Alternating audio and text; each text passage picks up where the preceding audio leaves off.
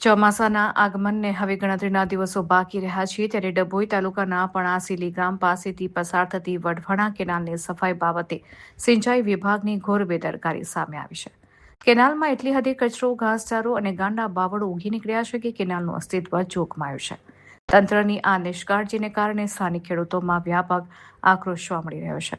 ખેડૂતોના આક્ષેપ અનુસાર દર વર્ષે ઉનાળામાં કેનાલની સાફ સફાઈ અને રિપેરિંગ માટે સરકાર તરફથી લાખો રૂપિયાની ગ્રાન્ટ મંજૂર કરવામાં આવે છે. પરંતુ આ વર્ષે ચોમાસું માથે હોવા છતાં હજી સુધી જમીન પર કોઈ કામ થયું નથી અને કેનાલ જાણી જાગ્રાથી સંપૂર્ણ ઢંકાઈ ગઈ છે. આથી ખેડૂતો સવાલ ઉઠાવી રહ્યા છે કે ગ્રાન્ટના નાણાં માત્ર કાગળ પર જ બતાવીને ભ્રષ્ટાચાર આચરવામાં આવ્યો છે.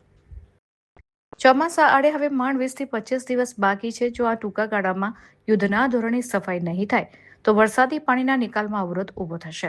પરિણામે કેનાલ ઓવરફ્લો થઈને આજુબાજુના ખેતરોમાં પાણી ફરી વળશે અને પાક સંપૂર્ણ નષ્ટ થઈ જશે તેમજ ભવિષ્યમાં સિંચાઈના પાણીની તંગી સર્જાશે.